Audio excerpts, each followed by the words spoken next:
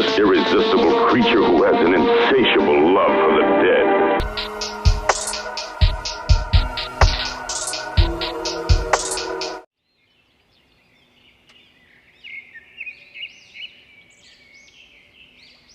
Hi, my name is Sky, yes, double Y, and welcome to my channel, Sky Explains It All, or if you've already been here before, welcome back. So, as stated in the title, today I'm basically going to be talking about why being a stan is so incredibly stupid. And first off, before I say that, happy 2023. Hope you guys had a great holiday, and if not, I hope that 2023 is better for you. Now, with that being said, for those who don't know what a stan is, I'm going to read a direct quote from this Rolling Stone article. The Eminem-inspired use of the word stan to describe hyper-devoted fans has been added to Merriam-Webster's dictionary. The casual use of stan famously comes from Eminem and Ditto's, I don't know if that's Ditto or Ditto's, I don't know who that is, hit 2000 song of the same name, in which the rapper weaves a harrowing yarn about an obsessive fan trying to get his attention. Nas helped spread the term, rhyming in his 2001 diss track against Jay-Z, Ether. You a fanboy, a phony, a fake, a stan. His is the first recorded use of stan as a label, and a pejorative one, for an obsessive fan rather than the name of the fan himself. As the outline noted in 2017, over the years, stan has morphed into a go-to slang term for diehard fans and was added to the Oxford English Dictionary in 2017. There we go. There's a little background on the word stan and what it means, where it stems from, and what it means today. And I just think it's literally wild to be a stan for any person, especially someone you don't know, because there are these fandoms. I'm not going to name any in particular because I think they're all a bit unhinged. Hey, Paul! To say the least.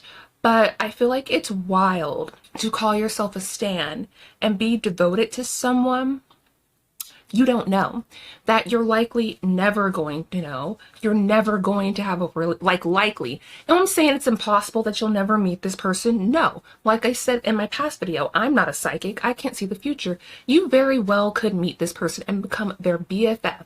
Anything's possible, but the likelihood of that happening seems a bit diluted to me. So we're going out of our way to defend these people who don't know you. You're doxing people, you're threatening people's safety, their family's safety, their lives, all on behalf of this person who literally has no idea you exist. They're somewhere being wealthy on a private yacht somewhere. They're somewhere spending like $300 on a t-shirt, and you just got off of your second job and you're up till 3 o'clock in the morning going back and forth with people on Twitter because they don't like your fave. Like, how does that make sense? Like, is that making you money? Like, I'm not being a stan for anyone, especially not for free. Like, oh yeah, maybe, I take that back. If I'm paid and if I'm on a payroll and I'm compensated properly, oh, I'll be a stan. I will be the best stan you've ever seen. Not like threatening anyone.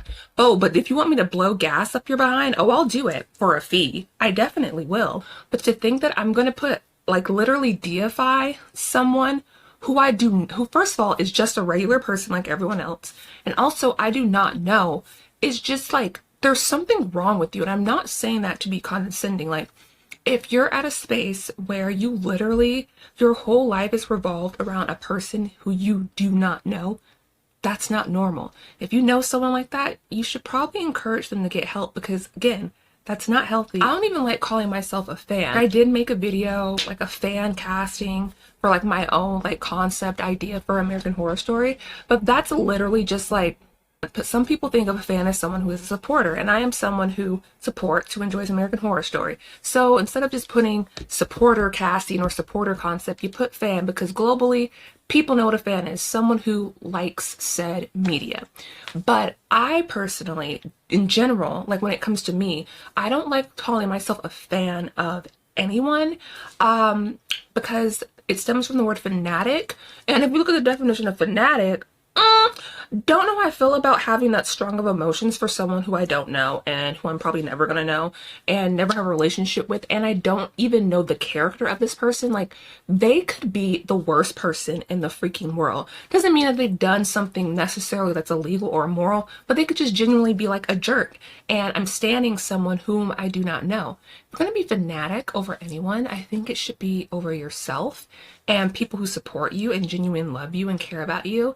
Like, there are people standing someone right now, but when is the last time you hung out with your little sister or your little brother? Or when's the last time you told your parents thank you for something?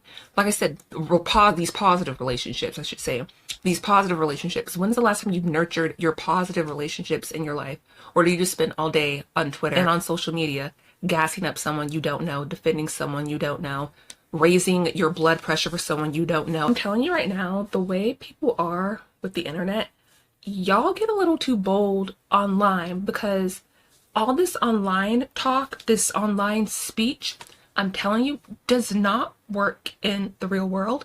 And this is like literally like a warning. Like, I'm not threatening anyone, but I'm just saying, like, you make these online threats, you say you're gonna assault someone, that you're gonna, someone, you're gonna dox someone, you're gonna hurt someone in their family, and when the police come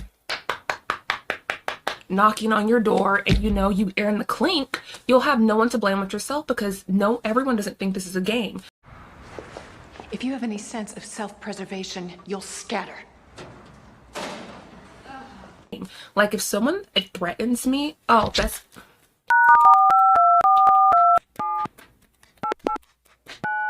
Hello? Yes. 911? Yes, I've been threatened. Really call the police? You're sorry.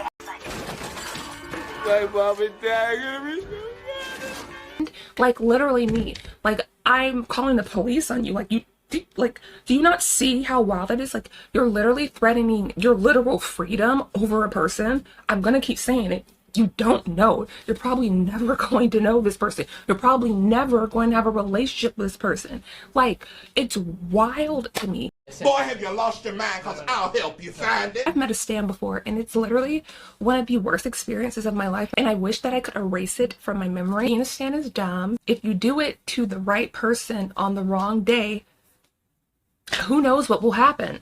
As you can see, the more around, the more you're going to find out.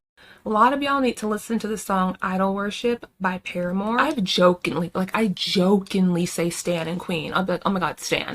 But like, I don't literally stan this person. I'll be like, oh my god, Queen. But I don't literally think this person reigns over me or anyone else's existence. Like, it's a joke, but you have people who are like dead serious. Like, this person in their eyes can do absolutely no wrong. And I don't feel that way. Music artists, actor, actress, whatever, does something that I feel like is completely wrong and immoral, I have no problem not consuming media of theirs. I'm not saying that like it wouldn't bother me. I'd be like, dang, wow, they really couldn't just make art and go home. That sucks. Wow. But like, perfect example, there's a certain, I'm not gonna say their name, but I'm just gonna, y'all figure out what I'm talking about. A certain shock rocker who gained prominence in the 90s had some allegations against them, and something in my gut was like, I have a inkling that there is some truth to that. So for my own morals, I do not feel comfortable listening to persons that said music or consuming said media, which, like I said, was a bummer. Like, I'm someone who really like genuinely love this person, like their artistry. I don't love them, I don't know them, but like, I love their artistry. And I remember when I first started going to therapy when I was like 23 or 24, I remember my therapist asking me like, what stuff do I like to do? And like, I'll remember clear as day, I like to watch this person old interviews from the 90s along with Courtney Love's old interviews, and Courtney Love's not the person who I'm talking about. But he was like, really? Those people are from my generation. And I just really liked him because he's so articulate.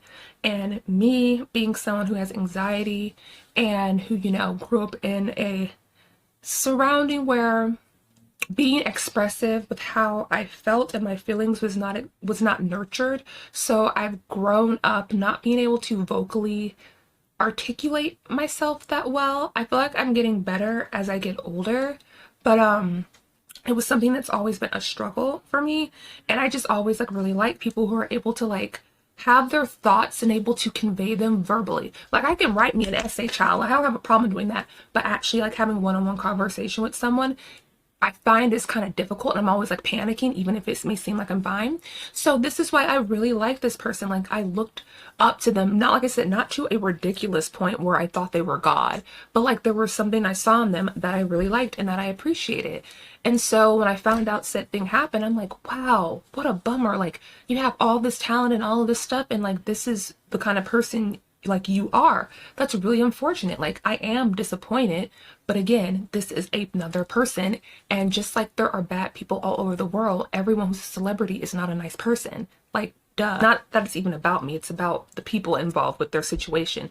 All I'm saying is I'm able to separate the art from the artist in a sense, not where I feel comfortable still consuming said art, but where I can say that this person provided me a certain sense of joy and a certain sense of being seen, while also still holding them accountable and being like, yeah, they gave that to me, but they're still not a great person. You know what I mean? Like, I feel like people need to do that. Because when people say, a lot of people say separate the art from the artist, they're like, oh, I can still listen to this person even though they did these bad things. No. For me, I can still acknowledge that this person brought me joy and a sense of belonging, but they did these bad things. So from here on out, I'm not going to support them. That's what I mean when I say support the art and not the artist. That's all I want to talk about. Being a stan is dumb. Don't do it. If you're going to stand anyone, stand yourself, while also holding yourself accountable, okay? No one's above reproach. Not you, not me, not nobody. So yeah, thank you guys so very, very much for watching, and I hope you have a dreamy day. Bye.